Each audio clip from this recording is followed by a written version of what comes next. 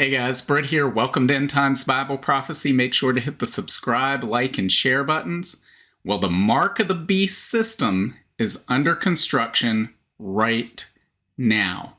That doesn't mean that the Mark of the Beast is going to roll out tomorrow, but all of the pieces are being put in place for what we read about in Revelation chapter 13 to become a reality in the very near future. So today we're going to talk about central bank digital currencies and the threat they pose, some of the opposition we see coming out against that right now, what the central bankers are telling us versus what the reality is, and what's next. Because guys, no doubt about it, they're going to roll this stuff out. They're just looking for the right opportunity, the right crisis to occur. And we've talked about the number of crises that could take place in the very near future.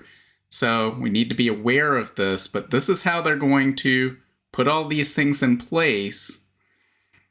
And it just sets the stage for the Mark of the Beast during the tribulation period. So let's start by looking at this article right here from the Epoch Times. It says Robert F. Kennedy Jr. issues dire warning over central bank digital currency adoption. 2024 presidential candidate said transactional freedom is absolutely critical for freedom of speech to exist. Says independent presidential candidate Robert F. Kennedy Jr. is warning that CBDCs pave the way for an authoritarian government in America similar to the Chinese communist regime. I'm against central bank digital currencies because that is part of the path to getting us where China is today.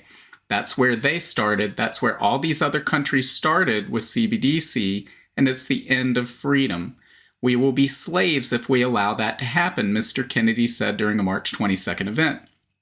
He pointed to the Canadian trucker protest to explain why CBDCs were dangerous for freedoms. The Canadian government portrayed the truckers as, quote, right-wing, fascist, and racist, when they were not, he said. The government used facial recognition systems and other intrusive technologies to identify the participants, all the truckers. They got their license plates, etc., and then they froze their bank accounts so they couldn't get diesel for their trucks. They couldn't buy food for their kids. They couldn't pay for their education. They couldn't pay their mortgages. And Robert F. Kennedy Jr. isn't the only public figure, the only politician warning against this. It says, in addition to Mr. Kennedy, several other prominent individuals have raised concerns about central bank digital currencies, including former President Donald Trump. During a January campaign stop in New Hampshire, President Trump vowed to never allow the U.S. Federal Reserve to issue a central bank digital currency. As your president, I will never allow the creation of a central bank digital currency. Such a currency would give the federal government absolute control of your money, he said. This would be a dangerous threat to freedom, and I will stop it from coming to America. In a July 2023 video, Brexit leader Nigel Farage highlighted the dangers of government control over currencies. The ultimate fear is if we get CBDCs, we could finish up like the Canadian truckers. People who were within the law found themselves outside the law. Well, I don't think they ever found themselves outside the law. That was the problem. And had their bank accounts frozen. Controlling people's money would be the ultimate form of tyranny. Several key international figures admitted that CBDCs will allow for greater control over people's finances. During a seminar in 2020, and they have a misspelling here, it's Augustin Carstens, general manager for the Bank for International Settlements, pointed out that we don't know who's using a $100 bill today, and we don't know who's using a 1,000 peso bill today. The key difference with the CBDC is, quote, the central bank will have absolute control on the rules and regulations that will determine the use of that expression of central bank liability. And also, we will have the technology to enforce that. And we looked at that at the time when it happened. This is This is something that video has been out there. I'm sure you've seen it.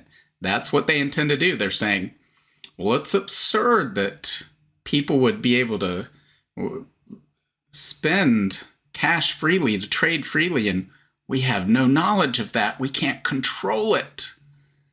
So we need to do away with that right now. We need to have insight into every single transaction and have the, quote, technology to enforce that, right? So, and enforce the things we want to enforce on people. So no doubt there is this mindset globally, domestically, every nation in the world. There are people pushing this because they want to have control over the people. And as we saw, there are people who are pushing back against this. But guys, unfortunately, I think they're in the minority.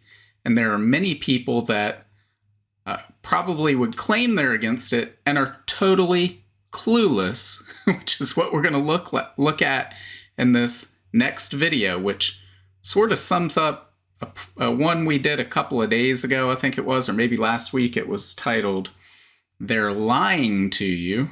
And it was about, Janet Yellen came out and gave this congressional testimony where she said, oh, the banking system is sound, right? There's nothing, no problems here. That was last March. Then 10 months later, she comes before Congress and says, wow, I'll never forget those times.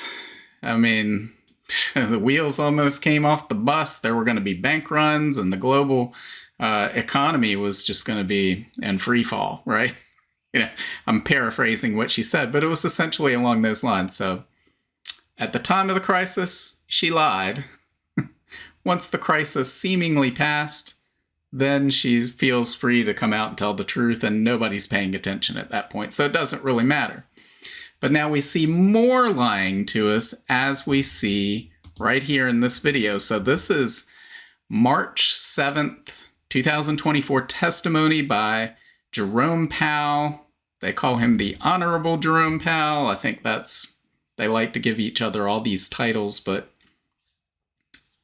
nothing could be further from the truth. As we'll see, he just lies in this. So this is before the U.S. Senate Committee on Banking, Housing, and Urban Affairs. Jerome Powell is chairman of the Federal Reserve Board, again, which is neither federal.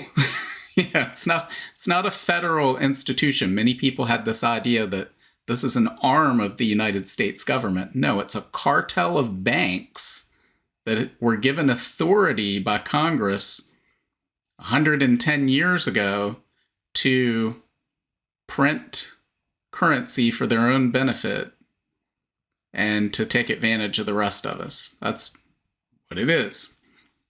But let's hear what the question he's asked, which is just a setup of, well, all these people are worried about central bank digital currency. Tell them why they're idiots, right? That's essentially what's coming from Republican Senator from North Dakota, Kevin Cramer.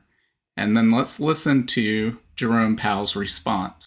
So let me mute my microphone so that we don't get feedback, and then we'll listen to this and see what they have to say. Good, thank you. I'm going to bring up one other topic I don't know that's been brought up today, and that's central bank digital currency. I think from a lot of my friends out there, I think there's some, well, I know there's some confusion. I mean, I'm easy to confuse, but there are a lot of people that get confused about what is meant by the administration's, admonition to continue researching, experimenting, looking at some sort of central bank digital currency. I think people back home look at that and go, oh my gosh, they're going to control this now. And could you maybe just differentiate a little bit what people think of in terms of a Bitcoin or their held digital currencies versus what a central bank digital currency, who, in my view, should emulate cash, right? It still should be about the dollar, not about some different kind of currency. Could you just sort of help people back home better understand why they shouldn't be quite so frightened? All right, I'm going to take a pause right there in this and talk about, first off, he all but says the people back home are idiots, right? That's what he wants to say. And he freely admits that he's easily confused. But, can you explain to them why they're so wrong about this and what this actually means?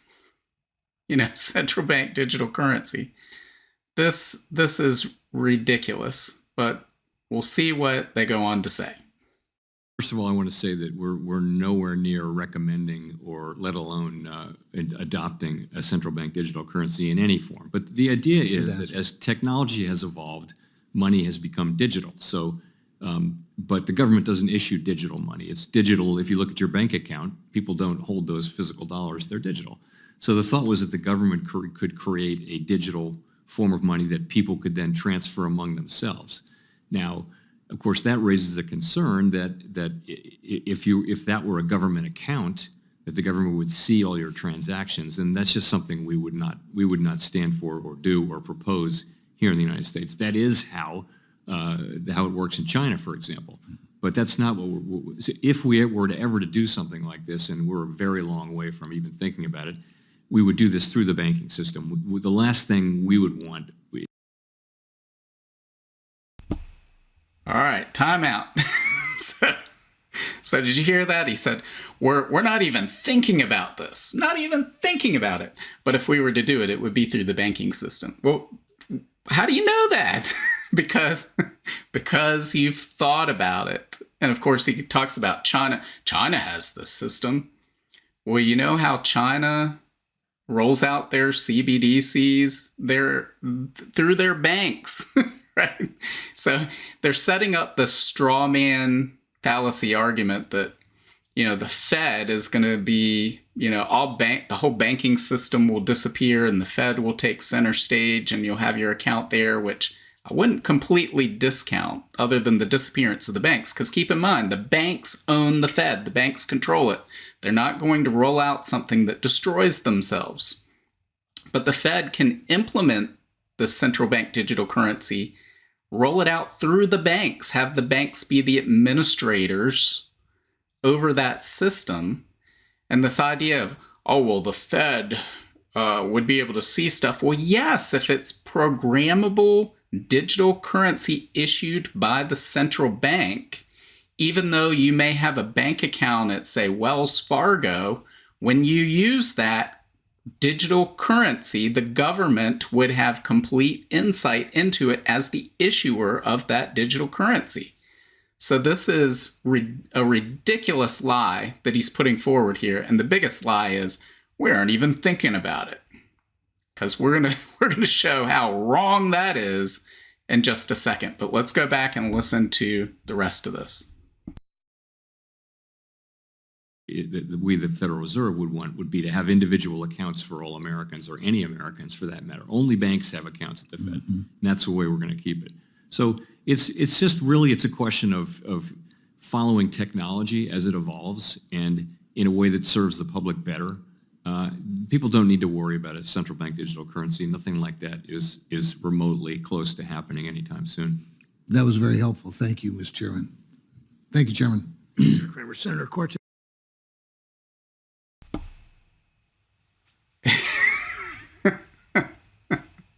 Talk about a setup softball questioning, like, what do we send these people to Congress for? This is the extent of a grilling on Capitol Hill. Can you explain to me why my constituents are idiots and how they don't need to be fearful of this stuff? Sure, they have nothing to worry about. People don't need to fear this. We have no intent of rolling this out. It's just not going to happen. There's no reason to think about this. We aren't even thinking about this, right? Thank you, Mr. Chairman. You've really alleviated my fear. What? If you live in North Dakota, vote this guy out. This is ridiculous.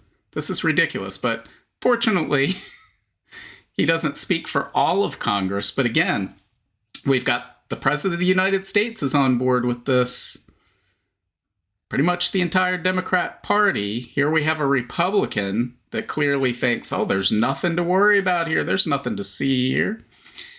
But fortunately, not everybody is on board with this because here we have this right here. So again, Chairman Powell said, We're not even thinking about central bank digital currency. Why would anybody bring that up? Why would anybody bring that up? Well, here we have, if you don't think the Fed is pursuing CBDC, think again. The Fed gave this to my staff during a presentation earlier this Congress.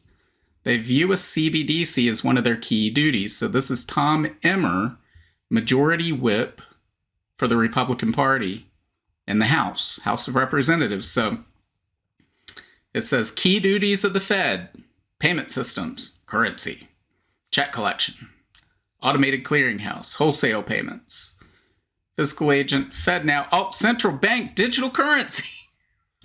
But we're not even thinking about it. We put that bullet there as a reminder that we're not even thinking about it. Right? Do you believe this stuff? Guys, they're lying to us left and right. They're ready. They're getting all of this stuff together to roll out the first chance they get. Again, we're not even thinking about it. Well, in March of 2022, Joe Biden issued an executive order commanding them to think about it and develop plans and figure out, well, if we were going to, not that we're intending to, but if we're going to do this, tell us all about it and how that might happen. And then, of course, we have White House fact sheet, right? So here they're fact-checking Jerome Powell at the White House. This is from September of 2022. White House releases first ever comprehensive framework for responsible development of digital assets. And then we have this from the Federal Reserve Bank of New York. Supposedly, Jerome Powell is chairman of the Federal Reserve. I guess he doesn't know what's going on at the Federal Reserve, because this is from November 2022. New York Fed announces Phase 1 results of the New York Innovation Center's Project Cedar. Experiment studies applications of blockchain technology in facilitating efficient cross-border wholesale digital currency payments. Why would it do that? Right? Why would you want to do that if you're not even thinking about central bank digital currency? And we talked about this at the time, because this article's, it says, well, we're not thinking about rolling it out. This is just for experimental purposes. We don't intend to do anything with the results, right? So we examine the potential application. It simulates this stuff. There's some key findings, but don't worry, we're not going to do anything with this. Right? That's what they were saying at the time. We're not going to do anything with this. There's nothing to worry about. We're not even thinking about it, right? They're not even thinking about it. Even though the president's commanded it, they've actually rolled out pilot programs and studies. And, here's one. Scott Townsend sent me this link earlier this week. SWIFT successfully conducts second central bank digital currency sandbox connector test. So what is SWIFT? Well, SWIFT is Society for Worldwide Interbank Financial Telecommunication. Well, essentially, this is what the United States uses, or part of what the United States uses. It's the backbone of the U.S.-dominated global financial system and the euro-dollar system to facilitate cross-currency payments among different nations. So this is what they use when they want to punish other nations, right? So if you remember, when Russia invaded Ukraine, we heard about Russian access to SWIFT as being cut off, right? We're going to cut them off. And of course, they've used this so many times they've created half the world has basically been, not exactly half the world, but half the world sees the writing on the wall and says, you know what, we're probably next. Let's go ahead and create our own alternative to the SWIFT system. Let's start buying up massive amounts of gold at our central bank. Let's join this BRICS alliance. Let's try to get away from this dollar system. United States does not want that. And so one of the reasons they're rolling out central bank digital currency is to be able to continue to have that power. We'll talk about that in just a moment, but we're seeing it rolled out all these different places, but supposedly we're not even thinking about it. So where do we stand right now with these central bank digital currencies? Well, we can go here. This is the Atlantic Council. Oh, the Atlantic Council would love to see central bank digital currencies rolled out. This is one of those globalist think tanks. It has a whole bunch of government leaders all around the world that just rotate through the different chairmanships. And we need this central bank digital currency for various high-minded reasons. They're going to tell us, as we'll look at in just a moment. But here they have, what is a central bank digital currency? Well, a CBDC is virtual money backed and issued by a central bank. As money and payments have become more digital, the world's central banks have realized they need to provide a public option, right? Now, well, the public has options. The free market will create options. So they start by calling it's your option, right? Your public option. And it says why? Or let the future of money pass them by. In other words, we're about to lose control. So let's roll out this option that will soon become the only option, right? And then we'll tell them, well, we told you it was an option, right? And you'll say, but you told me this was just one of many options. Nope, we said it was a public option. And then we made it the only option, right? You misheard us. Or they'll say we intended for it to only be one of many options. Then we decided, no, it needs to be the only option because we don't want money to pass us by. Our power will go away. That's what this is all about, guys. It's about power. We'll talk more about that in a second. But here they have 134 countries tracked. Now notice this. So everything colored on this map represents somewhere where there's a pilot program, development, research, or it's outright launch central bank digital currencies. And lo and behold, let's look over here at the United States.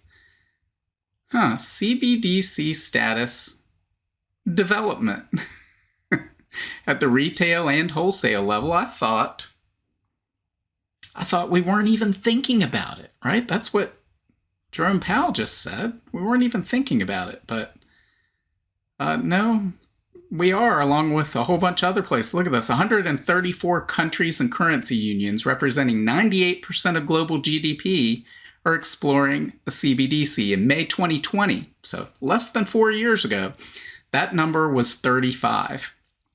Currently, 68 countries are in the advanced phase of exploration, development, pilot, or launch.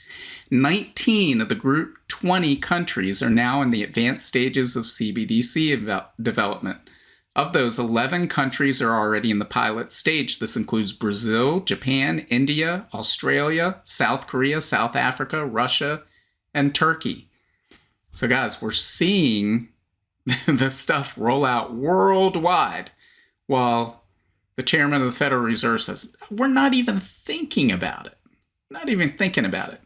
So let's look down here, because this is basically a website where we can learn exactly what the elite insiders and the government people that want to rule over us think. So notice what they say here, because they love to use this flowery language, right? And I'll help interpret it for you, right? I'll gladly aid in interpretation. So it says, why would a government get into digital currencies? Why? Says, well, there are many reasons to explore digital currencies, and the motivation of different countries for issuing CBDCs depends on their economic situation. Some common motivations are promoting financial inclusion by providing easier and safer access to money for the unbanked and underbanked populations, right? So that sounds nice, right? What does that mean? Well, the translation is, if you belong to Group A, which we deem as historically being privileged, well, your mortgage rate is going to be 15%, right? And if you belong to group B that we claim is historically underprivileged, your mortgage rate is going to be 2%, right? That's what that means in promoting financial inclusion. Introducing competition and resilience in domestic payment markets, which might need incentives, right, to provide cheaper and better access to money. So in other words, you might need some incentives. So, you put that post on social media and we really didn't like that. So your mortgage rate is 15%. You can't spend your money outside of a 1-mile radius. Right? Oh, you had a social media post that we liked. So your mortgage rate is 2%. And you can spend that CBDC anywhere for now, right? So that's what they mean by which might need incentives. In other words, that's like, what is an incentive? Well, it's a carrot and a stick. Here, we'll offer you this. And if you don't accept it, we're going to beat you over the head with this. That's what their incentives are. Increasing efficiency in payments and lowering transaction costs. And here we go. Creating programmable money. That's what we've been warning about. And improving transparency in money flows. Don't you like that? So what in the world does that mean? Is it going to improve transparency for us? Oh, no. That's what it means is it will improve transparency of us for the government, for the central bankers, because they will have transparency into every transaction we undertake. That's what Augustin Carstens at the Bank of International Settlements was saying. Well, if somebody has $100 bill in their hand or 1,000 pesos and they trade it for some sort of good or service, how do we know that?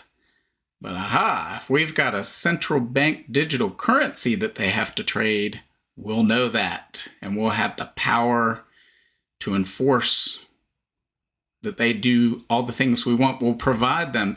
Those people might need some incentives, right? And we're more than willing to provide them with those incentives.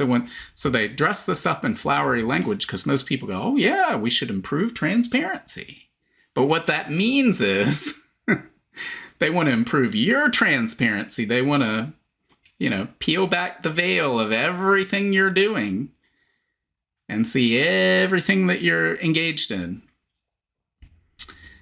And of course, providing the seamless and easy flow of monetary and fiscal policy. So what that means is, how in the past we've raised and lowered interest rates based on trying to either slow down the economy or speed it up? Well, that takes a really long time. It takes like 12, 18 months or longer for all that to work its way through the economy.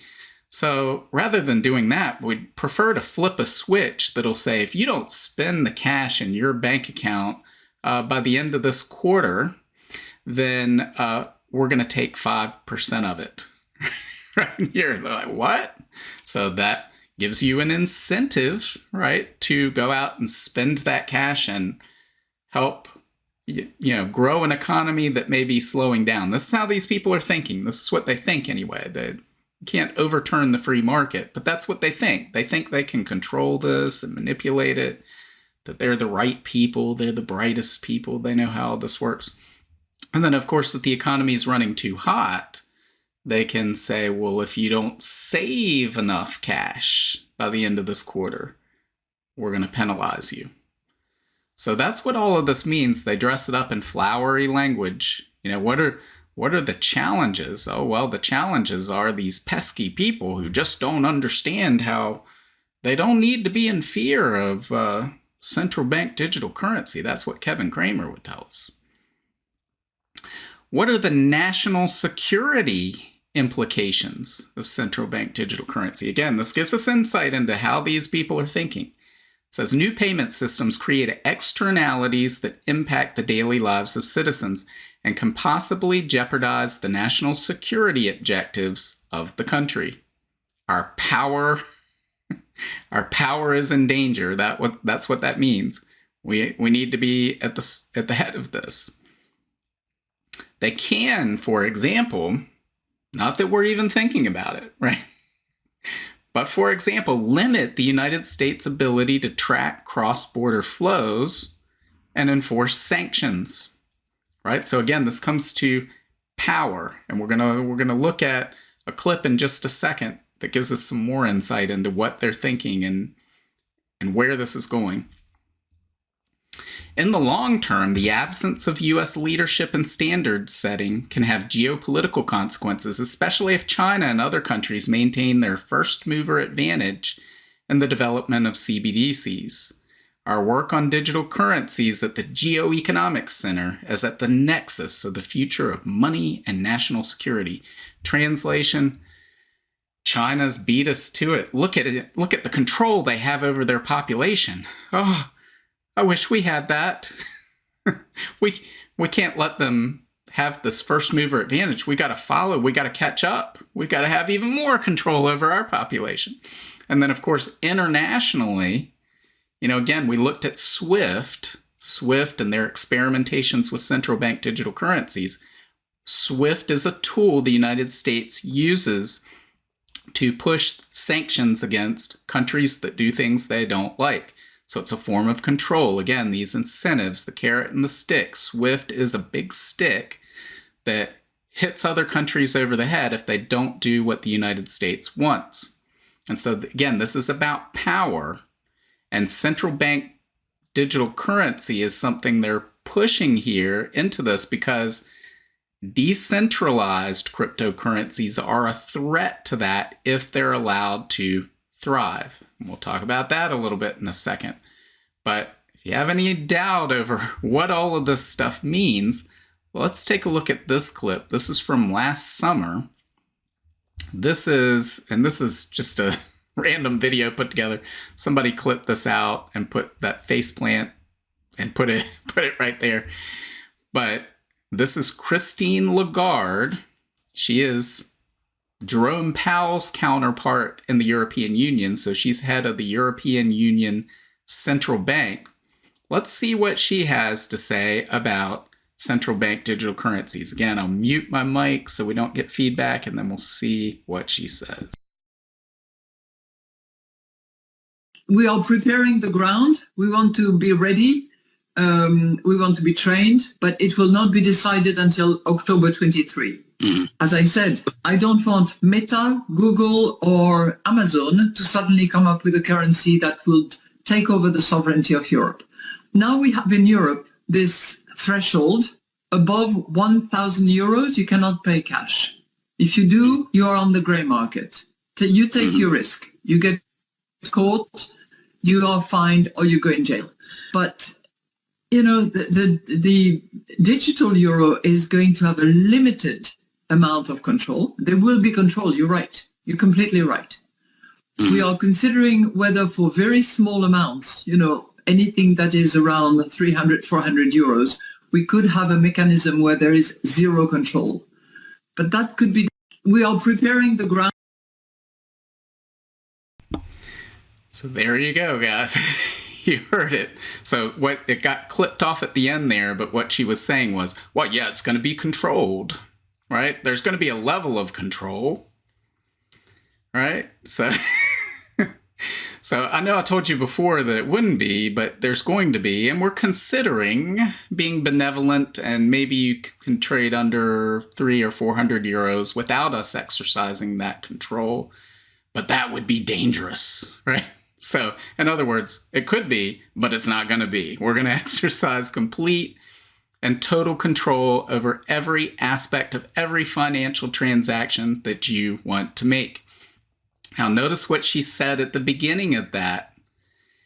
We don't want to sit around and have Google or Apple, Amazon, Meta, some company create a digital currency that threatens the sovereignty of the EU. What does she mean by that? Well, go back in time several years. There was a digital currency that Facebook put out when they were still called Facebook and not Meta. and I believe it was called like the Libra or something like that. It went away shortly thereafter. But it was supposedly this cryptocurrency that was backed by all of these other fiat currencies, a basket of global currencies. And at the time, Steve Forbes said, hey, you really want to transform the world, Mark Zuckerberg. Here's how you do it. You create your digital cryptocurrency on Facebook. You make it convertible on demand into physical gold. And you could even call it the mark, right? Mark Zuckerberg, you could call it the mark and bring back the gold convertible German mark from prior to World War I, when you had gold convertibility of currencies in the late 19th century. We saw the biggest explosion of growth and innovation on the face of the planet. You could do that, but the problem is, then everybody would want to sort of get paid in that, because since it's backed by gold, the governments can't just create more of it at will.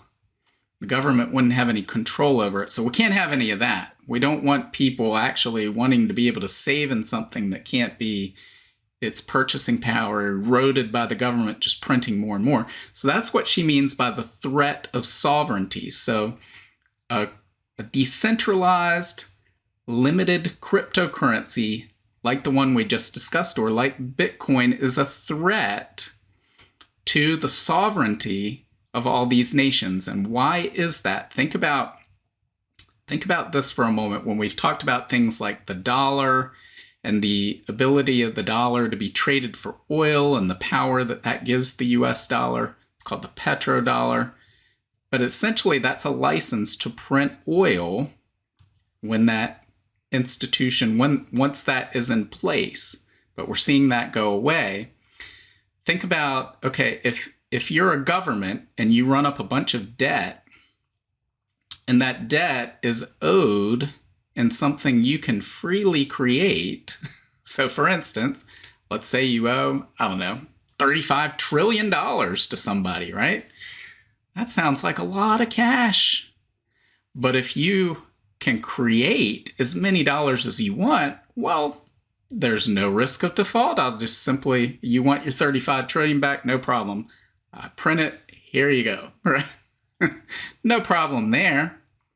At least, unless you're the person that lent them the $35 trillion. But this is where governments get into trouble, is when they don't control the currency their debt is owed in. So if you remember back in 2010, there was a big news event over the Greek debt crisis and bailouts. The European Union was having these discussions over, should we bail out Greece? They ran up all this debt. They can't pay it back. The problem for Greece was they owed their debt in euros, but they could not print euros. Only the European Central Bank could do that. If they owed their debt in drachmas, they could have simply printed more drachmas. Yes, it would have inflated the currency, caused the purchasing power of all of Greek citizens to decline, all their savings to decline. But there wouldn't have been a crisis on the government's part, from the government standpoint, right? So the government wants that control. They want control over that fiat currency process and the ability to inflate the fiat currencies, because it's a hidden tax most people don't see. Most people think inflation is, well, it's just like gravity. It's just exists, right? It's a natural law of the universe. No, they're stealing from you year after year after year.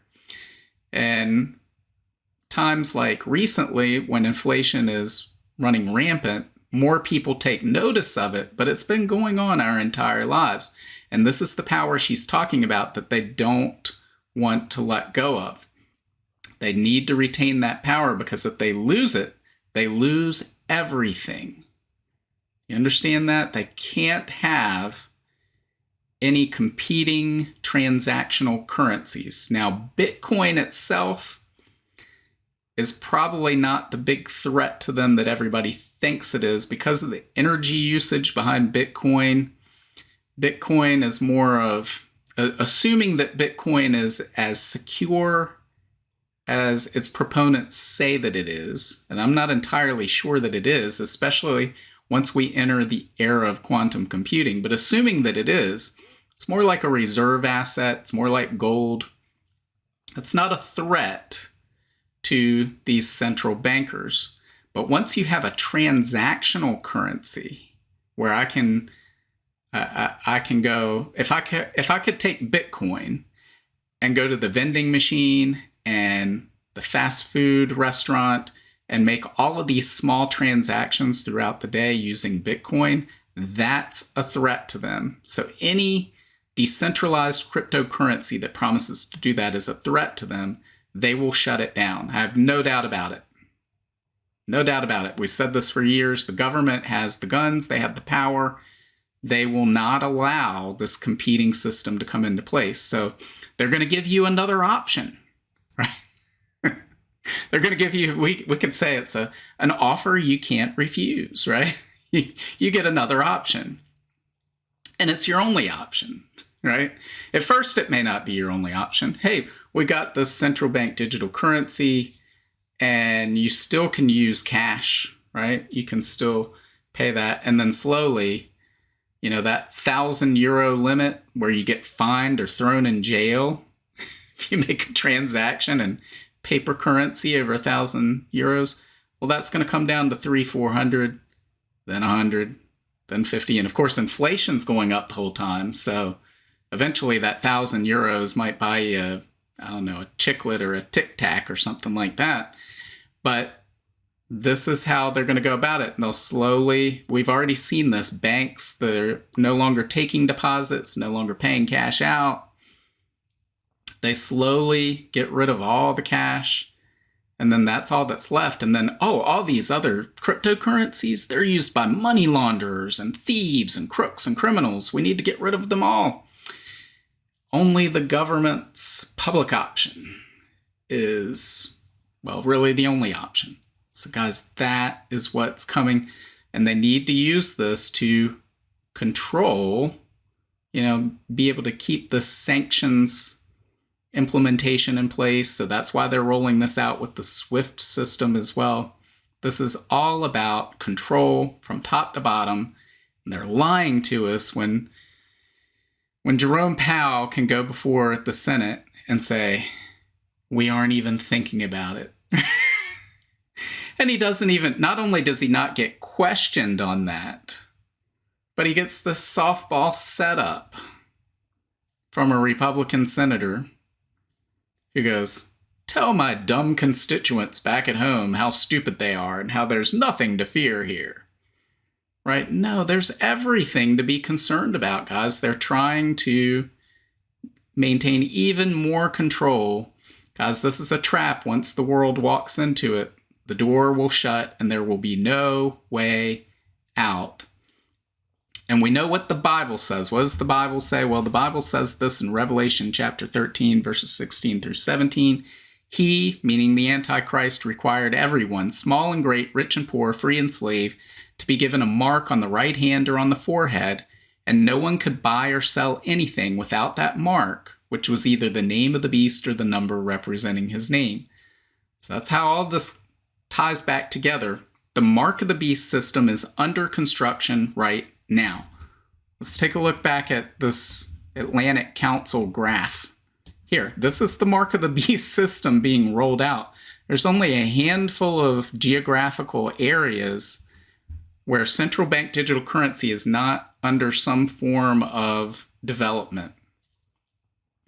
And on top of all of this, you have these global organizations like the Bank of International Settlements, the International Monetary Fund, that are developing their own standards, their own guidelines. You have Project Icebreaker at the Bank of International Settlements, where they want to be, hey, we're the facilitator of all the central bank digital currencies, right? You need to be able to trade Chinese CBDC for Japanese CBDC Well, we'll make that payment happen and we'll sit at the top of it. And that'll give us global control, right? So you could have all of these individual nations have their own CBDCs, and you could have one centralized global institution that controls them all. And so that's where we're headed, where the foundation is being laid for the Mark of the Beast system right now. It's under construction. Many people have said, when we get to the tribulation period, the Antichrist, the false prophet, they aren't going to sit around and say, wow, it sure would be nice if we had some sort of system to be able to control who can buy or sell. We ought to get to work on that. No, it'll already be there. They'll just simply flip a switch and says, you need this mark in order to buy or sell, right? It'll already be there, and we're seeing it under construction right now. We're seeing it everywhere. We're seeing it being rolled out. And they'll go, oh, well, it's called Fed now. It's not really a central bank digital currency. We're not even thinking about it.